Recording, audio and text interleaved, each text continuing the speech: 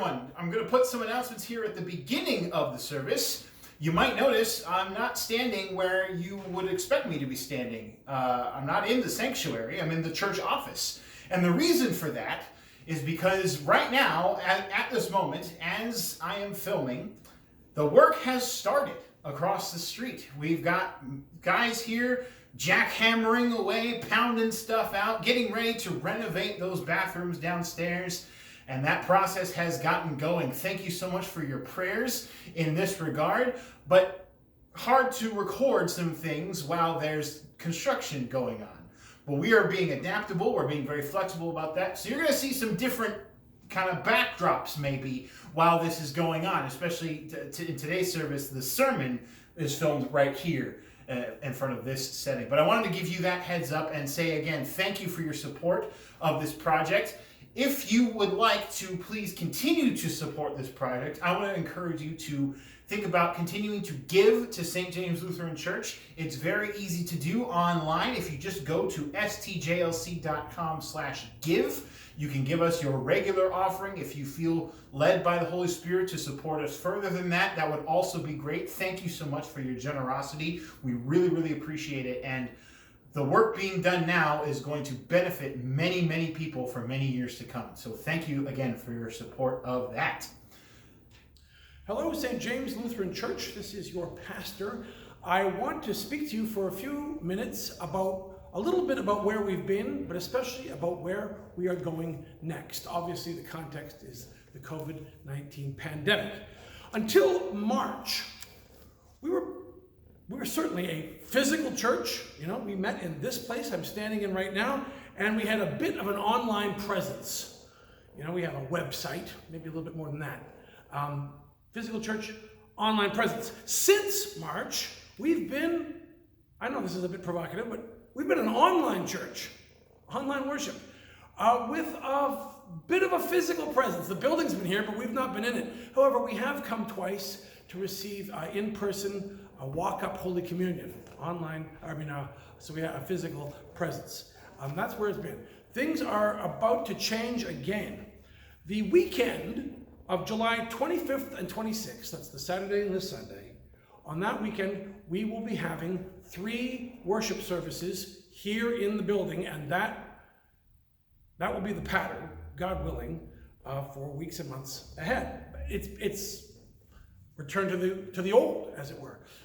So a service on Saturday evening and then 2 on Sunday morning. At the same time, we will be continuing, we're going to have worship here, but we will be continuing with our online worship. We will be doing both. So physical church and online presence. We're doing both. What will the services in the church on that weekend and the subsequent weekends be like? It will not be exactly as before, as you can imagine. The 6-foot rule, 6-foot social distancing rule, will be in effect. 6 feet between individuals or couples and families, okay? And that means that we can get, we've calculated, 42 people sitting in the pews. If more came to a service, we can get another 12 up in the balcony. For round numbers, I'm going to call it 50, okay? That's what we'll do. We'll be here and spread out. The music will be on the organ. There might be a soloist, perhaps a duet, but there will be no congregational singing. Why? Because it's putting too much breath and droplets out into the air around us, and that's not what we're going to be doing. And so the service will be what gets called, among pastors, a service of the Word, plus Holy Communion. Service of the Word plus Holy Communion. We will wear masks, although I will not be wearing a mask when I preach. So people actually have to be, the guideline is 16 feet away from me when I'm preaching. But everyone else will be wearing a mask, and I'll be wearing one during Holy Communion. Incidentally, I had a COVID-19 test this past Friday, and I and Carol were clean as a whistle, so throw that information in. The communion we have will be a continuous communion. It'll be careful. It will be distanced, not unlike, I don't have to, you know what I'm saying. And we'll be using those individual cups. The times of the services will be 5:30 on Saturday evening. That's not a change from the old. 8:30 on Sunday morning, and 10:30, not 10 o'clock, but 10:30 on Sunday morning. That extra time will give us time needed to clean and wipe down between worship services. We may very well implement a reservation system. On the one hand, I think 50 people at a service in the summer, 150 total, that should be enough for our summertime worship attendance. However, what if everybody comes to the 10:30 service? Or like too many people do? In that case, we will certainly need a reservation system. So that remains to be seen. But this isn't being implemented till the end of July, so we have a little more time to work that out. This is what I want you to know. This is what I want you to know. Holy Communion will be every weekend in a service of the Word plus Holy Communion, starting the last weekend of July. Let me give you some other news.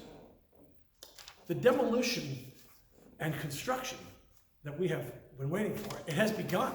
It has begun. The bathrooms below me have been gutted. Part of the floor pounded out to put into new pipes.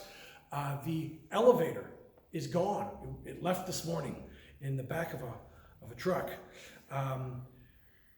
And then shortly after this, construction will begin to renovate those bathrooms, build a new bathroom there, and put in a new elevator. This is great.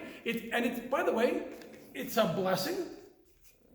It's mixed, but this part is a blessing. That there's nobody here in church right now to be affected by noise, by dust, by dangerous workspace. It's giving the contractors quite a bit more freedom, so that's a good thing. But the other side, of course, of nobody being around the church is that it has put a big dent in our giving. I mentioned this in another video.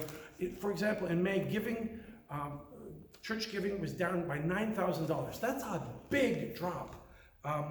It is important, therefore, I'm going to mention this, that everyone give generously in the summer months.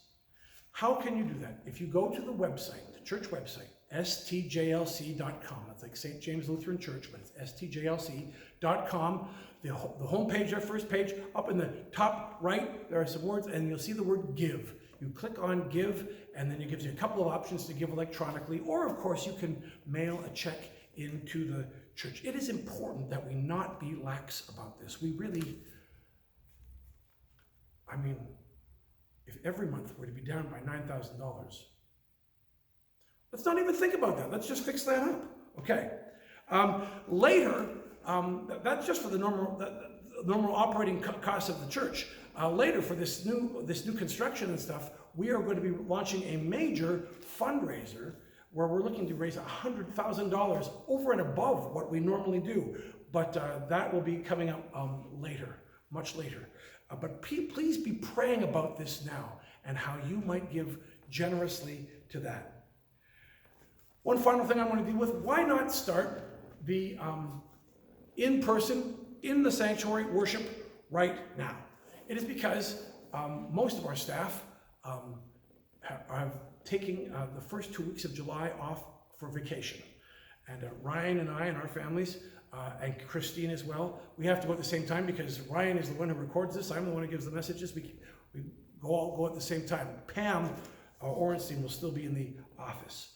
So we're going to take a vacation, and I'm leaving on Monday.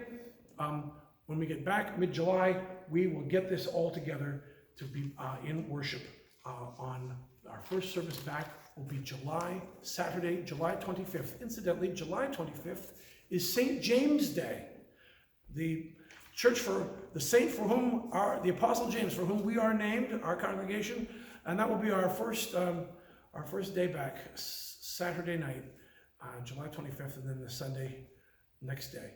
So let's look forward to that. God is with us. God is getting us through this challenges, but it's just more and more ways for God to prove His grace and blessing and His leadership as we listen to Him in this time.